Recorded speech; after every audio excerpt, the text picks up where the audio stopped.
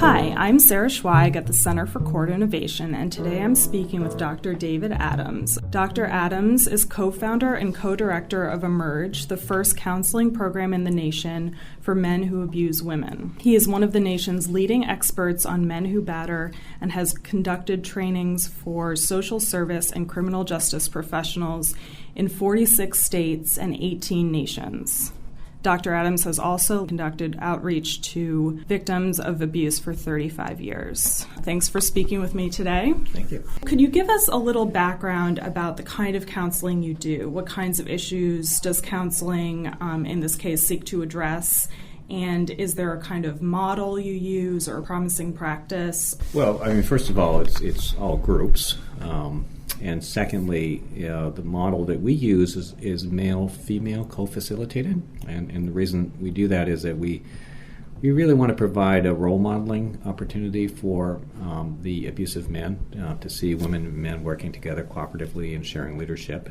Our program is divided into two phases. There's an educational phase, which is the first 8 weeks, where they're exposed to just really basic information about what is abusive behavior, broadening their understanding that it's not just illegal behavior. How does it affect their partner? How does it affect their children? What are alternatives and so forth?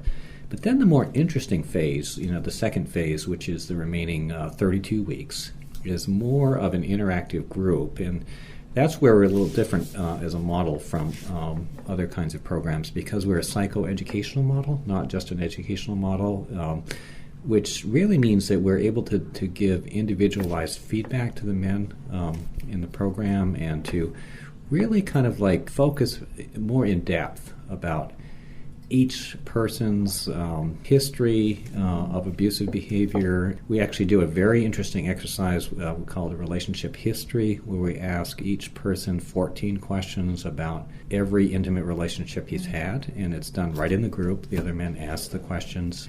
And we do another interesting exercise where we really develop very individualized goals for each man in the group, and the other men, again, are very involved in that process, making suggestions about what goals make sense for that person. And so really the whole purpose of the goal of our program is to really learn two things. One is respect, and how is respect communicated in relationships, not just with your partner but with your children, but also empathy too, because most abusers are very have a narcissistic orientation, and so the beginning stages, it's really clear that it's difficult for them to sort of see their own behavior from their partner's perspective. And so over time, we really try to do that. We try to build that into the program so that even when men are giving each other feedback in the group, we're asking the men to try to see things from the partner's perspective. So when a man's reporting an interaction with his partner, for instance, we're asking all the other men to say, okay, what do you think his partner's perspective was in that interaction? And in the process, they are learning empathy too,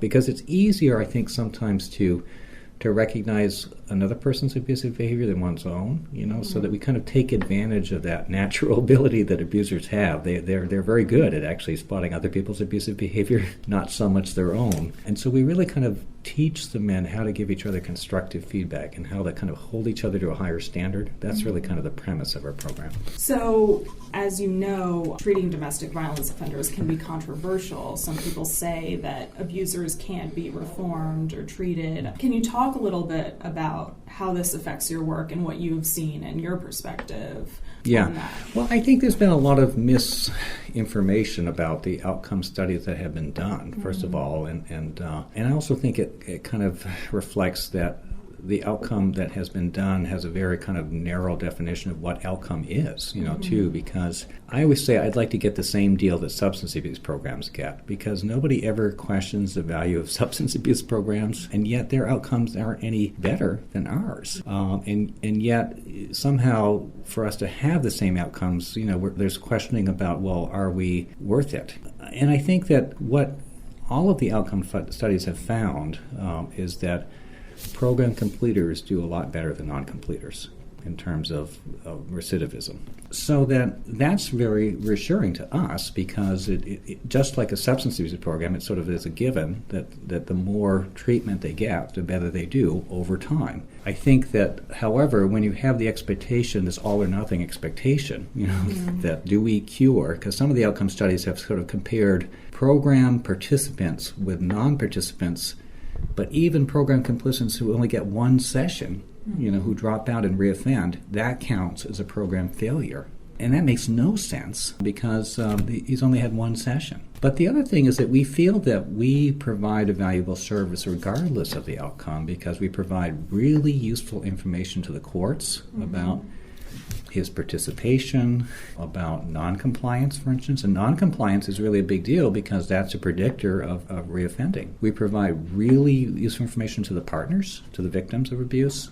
And that's a big deal because victims are really trying to make decisions.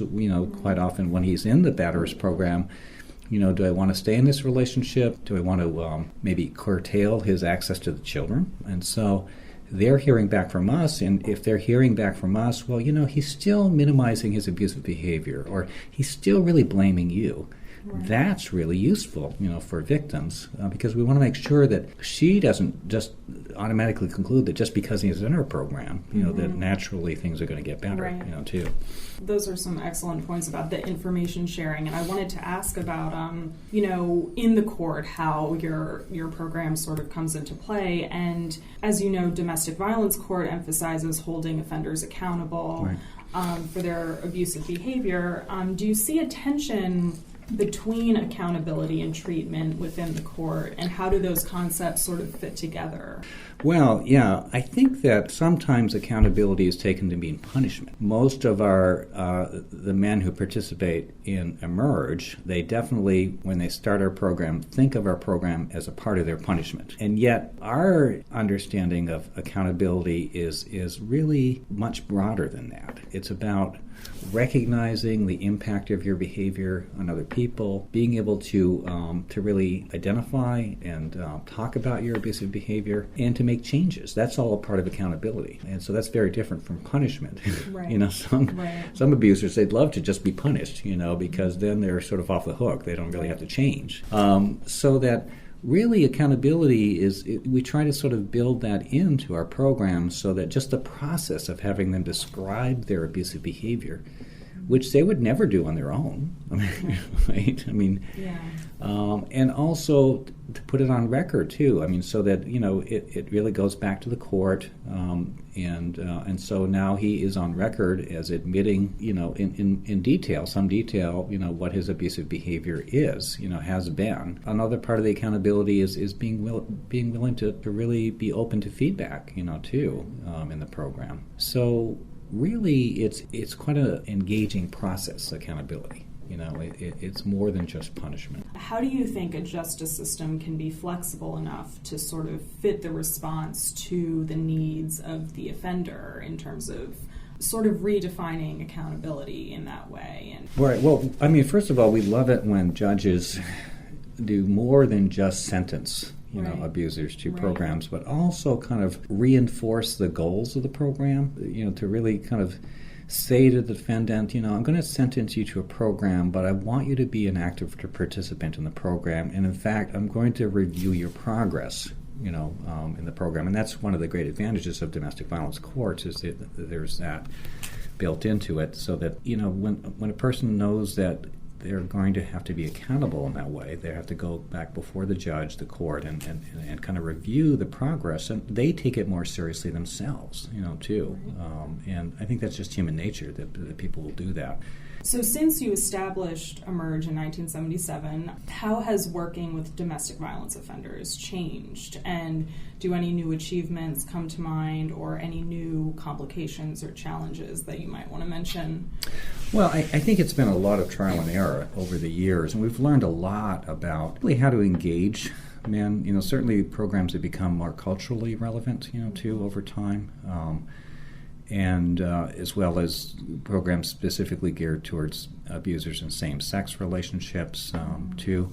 But I think that in the beginning, I think that there was kind of more of a kind of a consciousness raising, more of a sort of an emphasis of really only on one set of issues, which was sort of gender equality and more of a kind of a confrontative approach, sort of confronting them about sexist attitudes and so forth. And I think what we've learned over time is that can be really quite alienating to people. And really, I think we've kind of replaced that with more of an emphasis on respect, because respect is more of a universal value. And respect definitely plays into gender equality in terms of relationships. And so that we sort of try to keep it focused on how much do you respect your individual partner more than, what's your attitude towards women in general. And that also goes back to teaching empathy, which is That's right. much more intimate experience. So you're also the author of the book, Why Do They Kill? Men Who Murder Their Intimate Partners. Maybe talk a little bit about how you sought to answer that question and what were some of your findings in cases of homicide. Well, I mean, when I started working in that project, there had been a real spike of intimate partner homicides in Massachusetts, so much so that our governor had declared a state of emergency for women.